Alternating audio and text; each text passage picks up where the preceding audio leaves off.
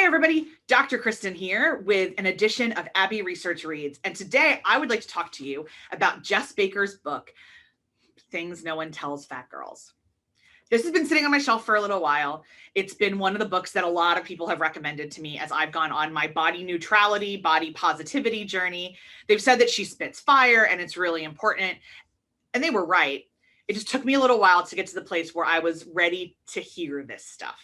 I still carry deep senses of shame and embarrassment and ajna about my body, which if you watch other videos on our channel, you may know this is an ongoing intersection I'm exploring.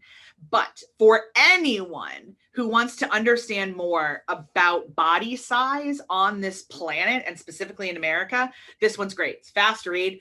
The only thing is that just because it's a book and books are always a little bit dated, there are definitely things you're going to run up against in here and be like, oh, okay, so we're not talking about that anymore. This one was published in 2015, which in terms of the 21st century is somewhere around 400 years ago. However, it's really good. It's really good at helping people be seen. If you don't know somebody who isn't, between a size 6 and a size 12, if you're not in deep relationship with somebody whose body is not quite in the how society would prioritize it, if they're too skinny or too fat or things like that, this is really good. One of the things I particularly love, I'm flipping so I can get to the page. One of the things that I particularly love is how she talks about diet culture and how she talks about the way that we have given food a kind of morality. I read from page 149. Does anyone else think it's weird that we assign moral implications to food? I didn't used to, but the more I thought about it, the more I realized it's just weird. Newsflash, food isn't damnable and it isn't virtuous.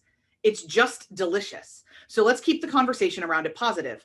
Let me further clarify just in case you don't know, we're not all on the same page. You are not a better person if you eat carrots and you're not a fuck up if you eat pie.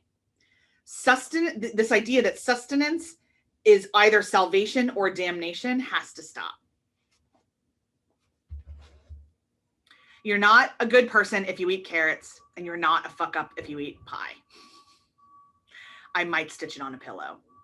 In so many ways, that encompasses the especially American relationship with people's bodies.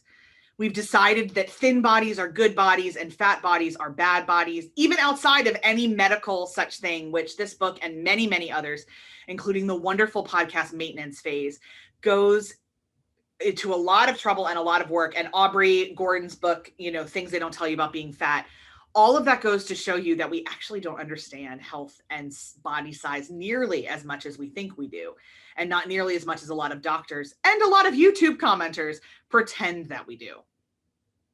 It's a lot more complicated than we give it credit for, which is a phrase you may have heard if you've been around here a few times. I honestly can't recommend Jess Baker's book enough. Like I said, it is a little bit dated, so go in with 2015 lenses. If it's published in 2015, she probably wrote most of it in 2013. Again, really different world. A lot of different media has been published. I mean, this all happened before Shrill, for instance. And it happened before a lot of other things and a lot of other ways that we've policed people's bodies. And the way that also we're being louder and more intense about it. The other thing I really appreciate about this book is that she was on the forefront of saying we've got to stop doing this to men too.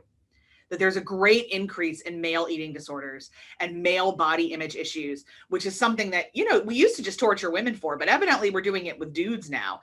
And I know I've talked to some of my fandom friends about this, but a lot of the guys that play superheroes are really open about this.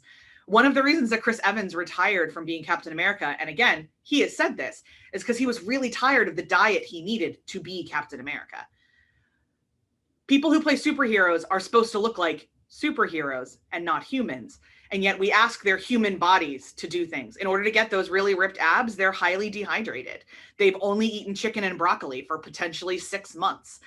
Looking good does not mean that you are healthy. Looking sexually attractive does not mean that you are healthy. And she's one of the first ones, timeline-wise, that I have read that was calling out the double standard that we had, especially, and was growing for men.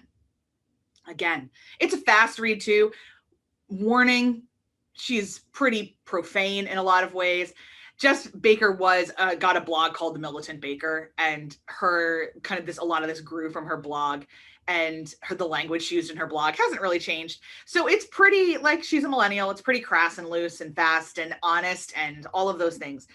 If you like our channel, you'll probably like her. She speaks a lot of the same. She just uses the F word a little bit more than we do. And if you don't like our channel, I don't know why you're here, but thank you anyway.